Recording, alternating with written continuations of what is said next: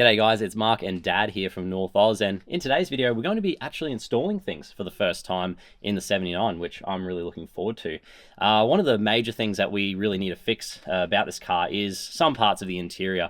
Mostly the storage, and also another thing we need to fix in here is the center console. So the center console it's absolutely useless. Like, you can't even put anything in there. You can't fit things like first aid kits in there. There's just not a lot of room in there, and the only other interior storage we have in here is the actual glove box, and that is not enough to put anything in there. Nice demonstration there, Dad. Yeah, so there's just not a lot of room to put things, and when you're doing long trips and you're doing extended travel, you really need to have a lot of little spots. Things like first aid kits in the cab is really important. Also things like your radios and stuff like that. It's all things that you need to have, even down to things like snacks. So on long trips, it might sound a little bit silly, but on long trips, it is kind of important. We're actually pretty happy with the 79 series so far in terms of comfort and other things. The way we see it is it's just going to be a few little choice selection of modifications we're going to do to the car just to make it just that little bit more practical. What do you think about the 79, Dad, so far? I like it. I like it very much. We drove all the way down from Atherton to Cairns, and it's a very comfortable drive, and not a lot of wind noise. We were chatting all the way down, so we never had any problems with that. Solid on the road, nice and smooth. Engine sounded great because it's a very smooth acceleration with the V8. Yeah, the V8 is nice to hear. It is. For sure. It is, and I reckon it's a great choice for what you purchased it for.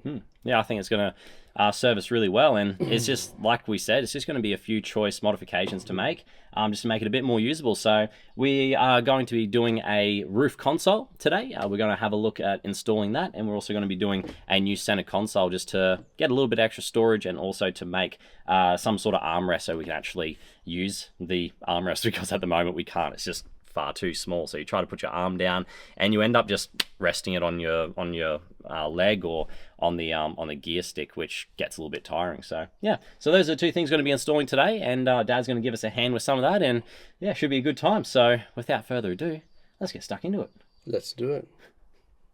Leave him on maybe leave them until we get in the car. Yeah, don't want to scratch anything. And I like how well packaged it was too. Like, it was surrounded by bubble wrap and stuff, so no marks or damages on it, which is good. I reckon it goes to the quality of something by the way it's packed. Shows the care, eh? Yeah, and it was extremely well packed. Show them how much bubble wrap. I will. It's like we've got like tons of. Yeah, we've got to take like 3 trips to the dump just to dump it all. To dump bubble wrap. Yeah. All right, so it looks pretty easy. There's only five steps. Oh no, there's 8 steps. No, it's 10 steps. That's all right. Should be pretty easy. It's all on the one page, so I reckon we can figure it out.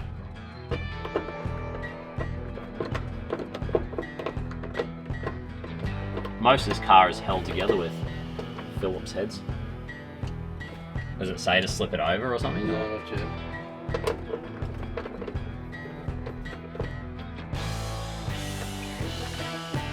You beauty. Oh, big screw, this one. That's a big one. Yeah. I'll do the same thing on this side now. Alright, so that's just the plug that we need, so that's already loose. Hang on, it says here in step 4, remove the front Christmas tree plug that covers the front captive nut for a driver's side grab handle. That's that. So that's up. Yeah. Didn't know they were called what are they called? Christmas tree plug. Christmas tree plug. Ah. Oh yes. That's why it's called Christmas tree nut. Because it looks like a little Christmas tree.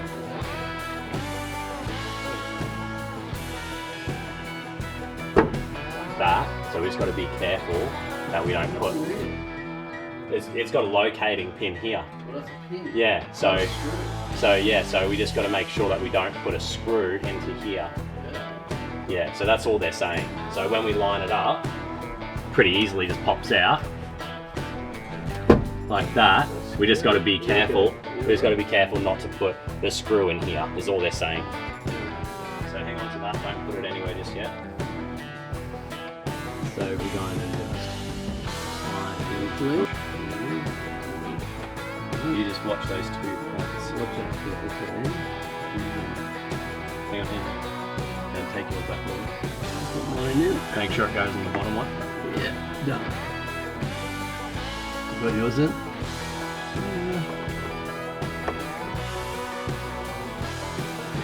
Alright. No, mine isn't. There you go. Now I do need to do the screw. Yeah, screw that in. Yeah. I'll hold it for you. Okay, you hold it? Yeah, I got it. Solid? Yep, just like now. Oh, it's too far.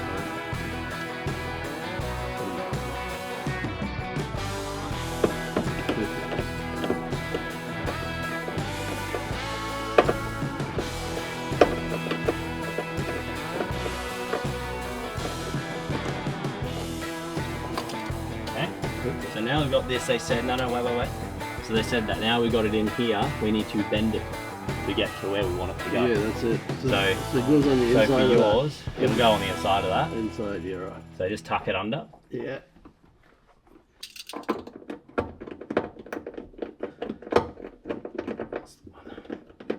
Yes! Look at that. Makes And sense. now we just got to tighten these up here on the side. Nice. And oh, look at that, that still folds up like that. Yeah. So that's pretty clever, It's eh? got a lip on it too. Yeah. It's got a little lip there. Things aren't going to fall out. Yeah. That's perfect. You got your little screwy thing in there. Yeah.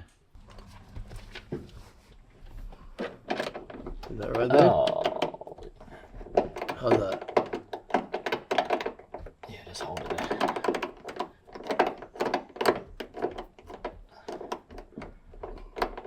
So we just finished installing the overhead roof console, roof shelf, whatever you want to call it. And it was overall, it's very well built, first of all. I think we have to say that off the bat.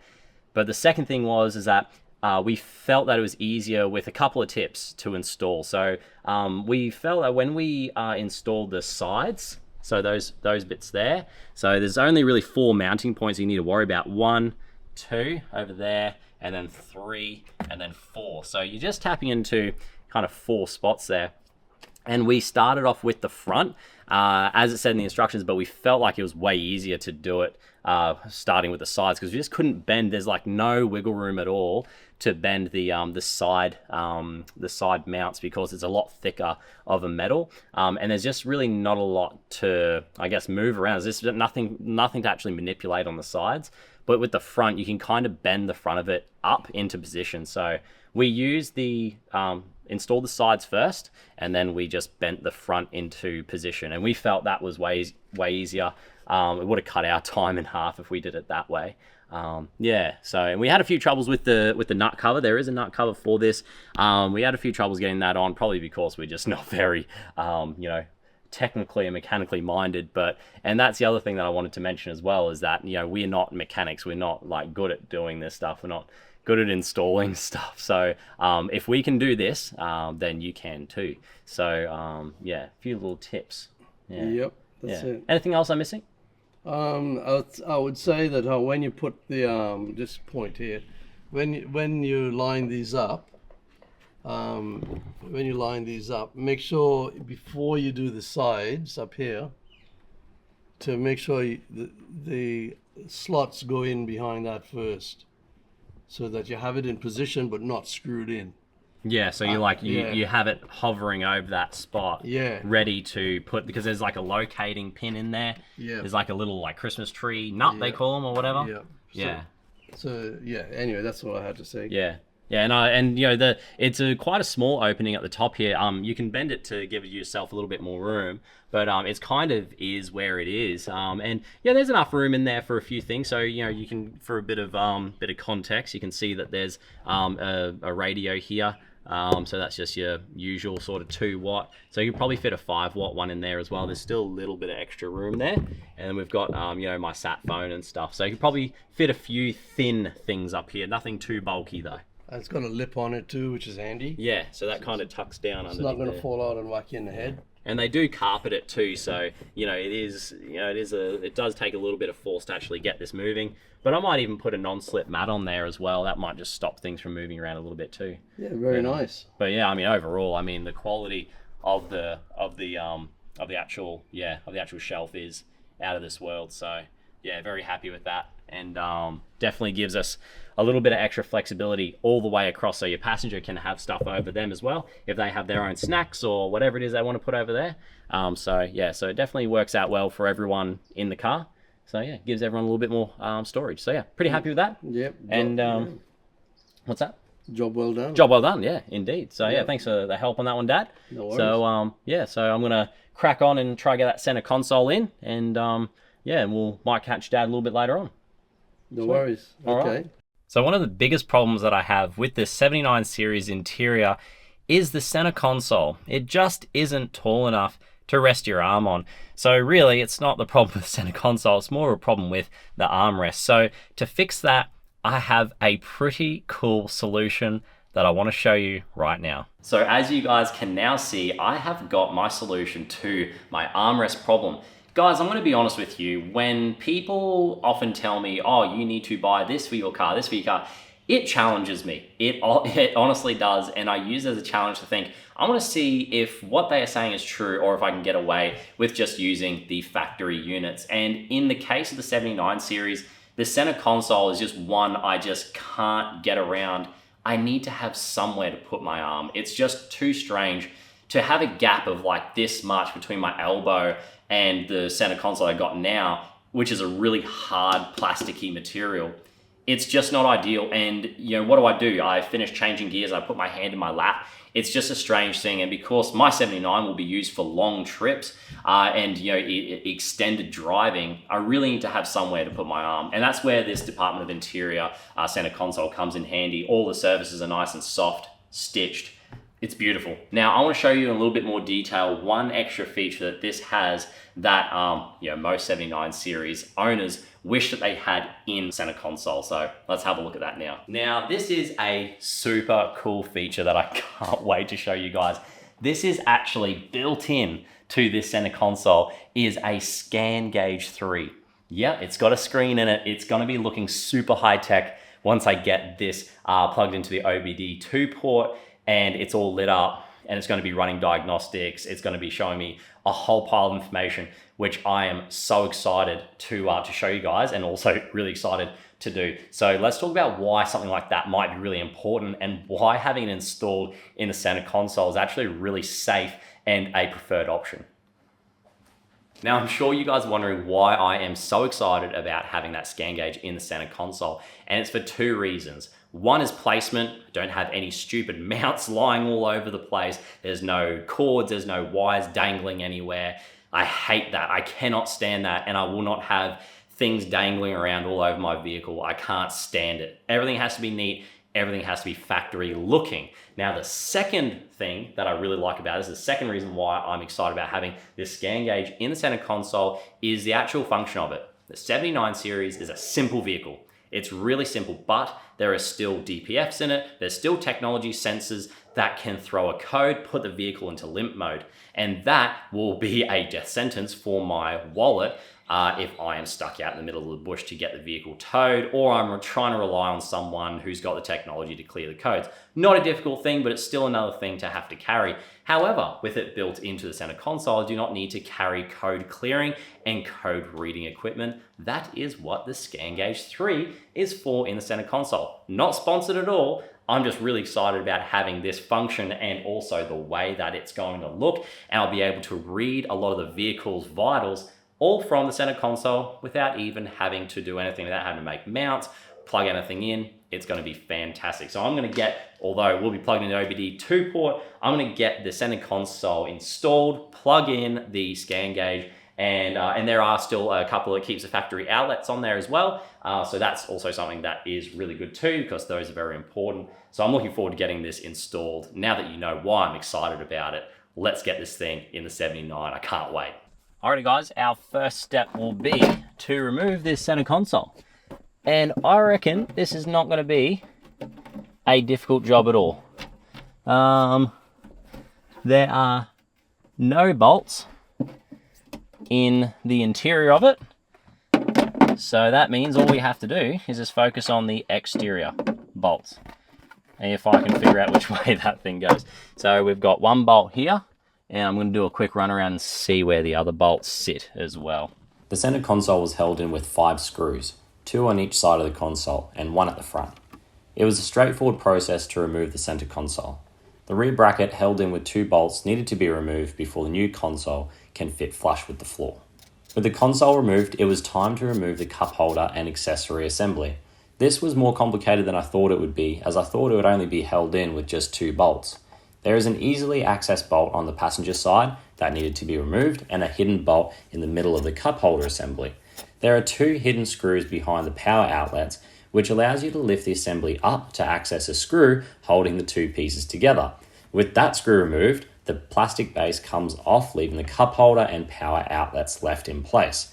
There are 2 plugs on the back of the accessory socket that need unplugging before the trim piece can be removed. Alright guys, so here we go. We've taken out the cup holder with the USB and 12 volt there, and we've also taken out the center console, which only required 4 bolts on the sides and then 1 at the front, which is super easy to do. So just a little top tip is move these out of the way to give yourself a little bit of clearance if you're having troubles trying to access it from the side. So that's it. Now it's time to have a look and see how the new center console mounts up, and then we'll sort out the wiring as well. But overall, a lot of room in here, and you could easily put anything in there that you like, but I'm just happy with the normal armrest center console because my fridge will be going in the back anyway. So yeah, too easy. All right, let's get stuck into it. Now it's time to install the new center console from the Department of the Interior. I did an initial test fit, which I found awkward to place the console in the vehicle. Going through the back seat actually made it a lot easier to fit. Then I went around to the driver's side where I put the gear stick in neutral and lowered the handbrake. I did this on a driveway, so I had to press the brake as well. This allowed me to slip the gear stick boot on, and once the console slipped down past the lowered handbrake, I could then lift the handbrake up again. Before going any further, I made sure the front of the console was still raised so I could figure out if a basic spade connector for the 12 volt accessories will work, and if the factory wiring is long enough to reach the connectors in the new position on the new console. I also needed a space to run the wiring for the scan gauge 3 to the OBD2 port, which I was able to do without any issues. You can see here how I crimped the spade connectors in place of the factory plugs. I ended up making a extension cable for the spade connector to reach the 120 watt connector, as the factory wiring was just too short. The USB connector cable reached just fine. It is worth noting that the Department of the Interior does make a plug and play kit if you would like to retain the factory harness. It's a little less stuffing around than what I did here. Before I began bolting down the console in its final position, I checked to make sure my wiring solution worked. Then I started to move the console into position for bolting down. There are 3 internal bolts that need installing, and there is 1 12mm factory bolt that the console utilizes. Once bolted in, I found the clearance was a bit tight near the driver's seat and was rubbing, so I moved the console by gently bending it slightly to the passenger side, and now it lines up perfectly. Let's hear what Dad thinks of the new console. That's cool, eh? It is very cool. Actually have a functioning...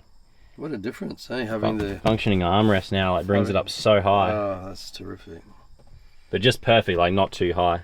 So this thing here is what's that for? That's to like measure the vitals of the engine, so like temperatures and stuff. And you can also clear codes with it too if something goes wrong with the car. Is that connected yet? It's connected. Yeah, I'll show you. So you can set like all your gauges and stuff. Like it's really responsive screen as well. Yeah. Right. So you can set like all your gauges and stuff. Yeah. Wow. So I'm looking forward to playing around with that and also showing the people at home how that works too. That's incredible. Yeah.